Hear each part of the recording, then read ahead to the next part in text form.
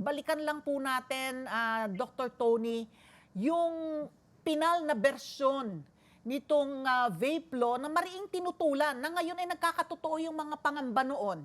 Go ahead po, Dr. Tony. Nag-umpisa kasi yan na Ali nung nagkaroon ng sin tax law in 2012. Lumipat po kasi yung marketing strategy ng tobacco industry from tobacco to vaping products. So, ang nangyari po niyan, they marketed that as harm reduction.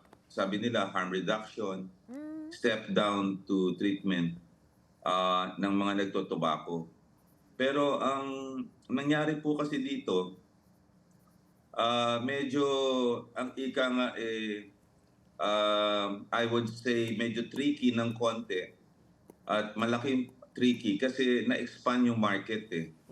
Dati kung titingnan natin na apektuhan yung mga matatanda na.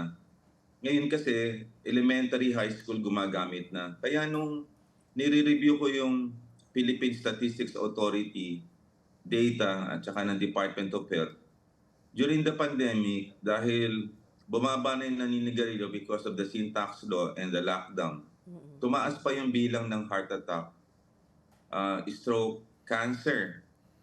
Ang ibig sabihin nun, may ginagamit silang produkto na kaya nagkakaganito. Kasi supposedly, during the lockdown, hindi ka nga makakapag-smoke, wala kang venue na mag-inuman or nasa public places. Now, since this is being used indoors and being sold in the malls and online, ito nangyari ngayon.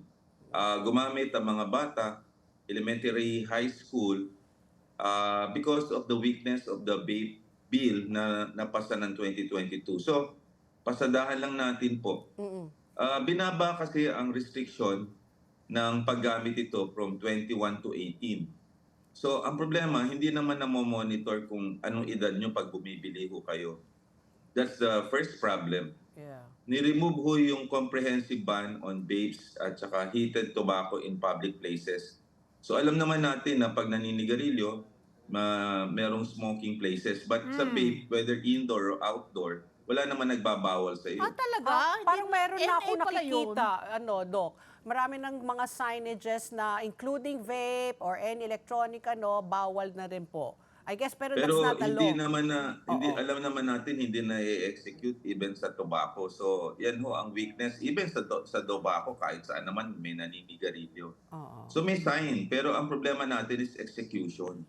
Pero ang dami ko rin nakikita na naninigarilyo indoors pero wala naman nagpaparusa kasi tinatago naman nila at hindi naaamoy.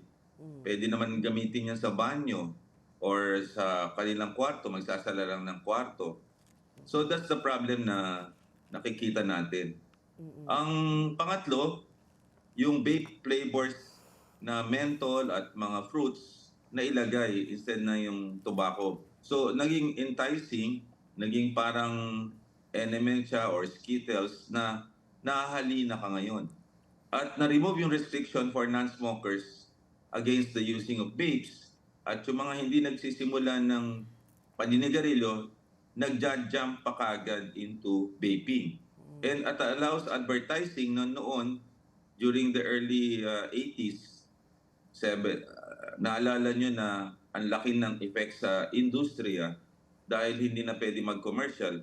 At tinanggal yung regulation from the FDA, Food and Drug Administration, at binigay yung pagmamandate at regulation to the Department of Trade and Industry despite the objection ng Department of Health. So, ito yung mga weakness ng batas na nakita natin at nag-lapse into law ito nung July 25 of 2022.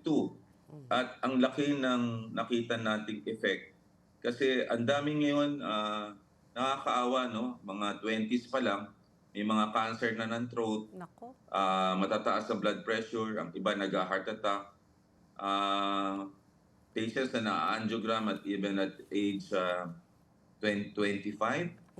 at meron ng sakit sa puso. Ang dami may mga cancer na nababalitaan ho kayo. May mga athlete pa nga na less than 40 ay meron na. Kasi hindi naman natin alam kung ano nangyayari. Of course, we know Chadwick Boseman of the Black Panther nagkaroon ng cancer. We heard about many prominent personalities, no? Di na lang natin babanggitin.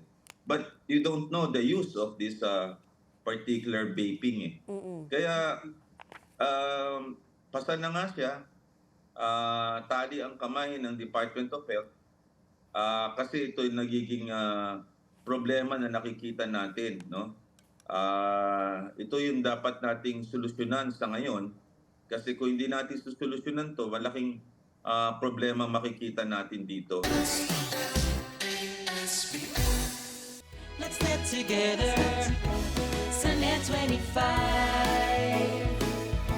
Sunnet 25.